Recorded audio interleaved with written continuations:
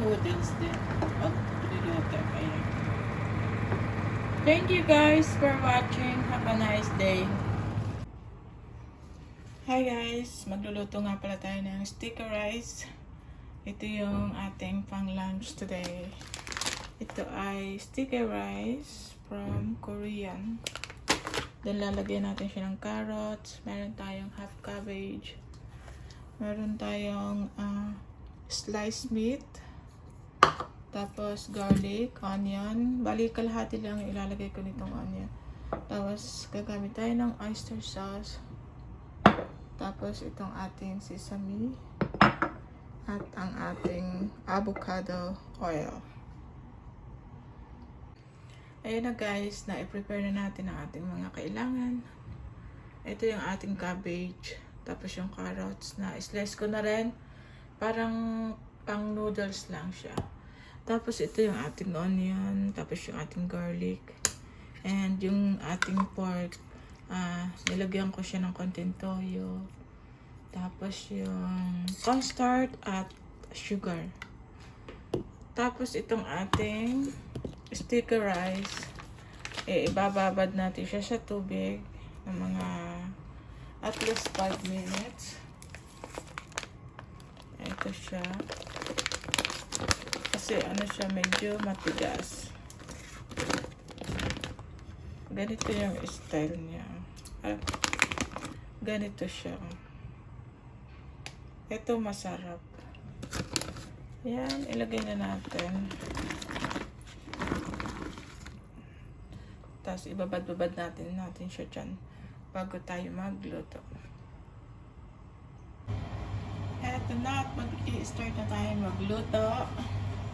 So maglagay tayo ng ating cooking oil. Natin makaramihan. Kasi mataba yung ating meat. Ayan. Tapos, una natin ilagay ang ating sliced meat.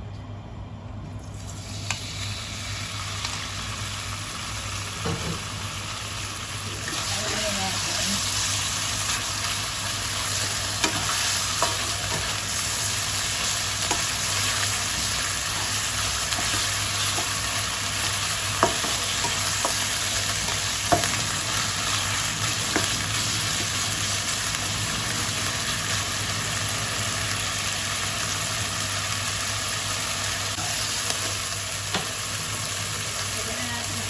Garlic, ating pork sauce, tapos followed by onion.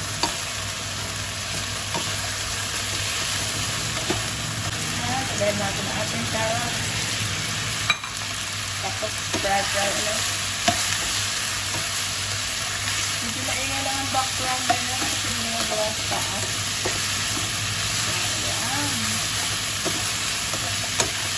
Dami ng ating sangkot. Yung mga seasoning natin, dito natin itimpla lahat. Sama-sama sa isang bowl muna. Para makalkula natin. Kasi baka maparami mamaya.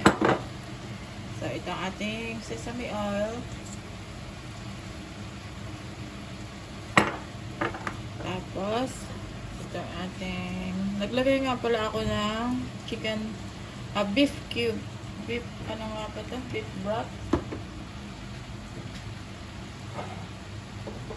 Tapos, lalagyan ko din siya ng cornstarch.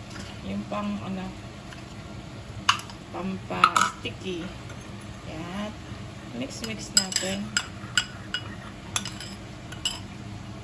Kaya nga pala tayo dito ng toyo. Korean pa din. Paborito namin ang Korean products. Ayan, makakulay-kulay siya. Halo-halo na ang halo natin.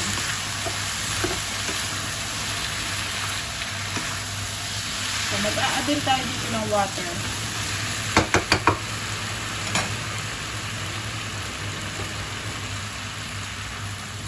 Tapos, tatakipan muna natin. At pag tumukulo na, saka natin ilagay ang ating sesame.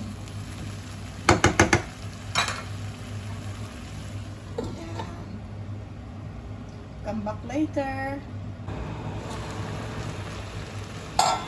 Ayan. Lagyan na natin ang ating sesame.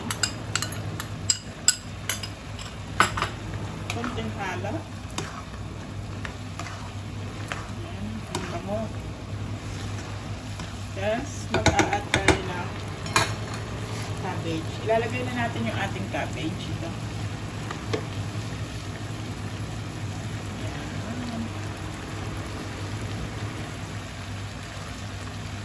Diba?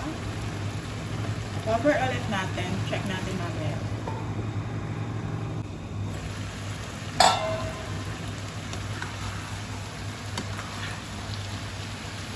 Kung hindi pa siya luto, naka-add ulit tayo ng konting tubig kasi ilaw po yung ating carrots.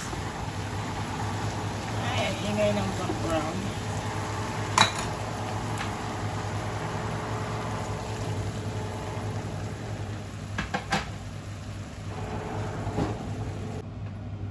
Guys, at luto na ang ating sticky rice.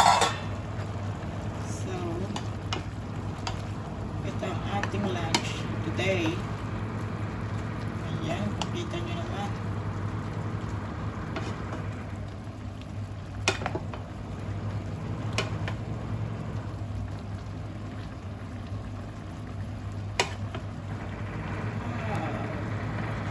Para lang siyang noodles din.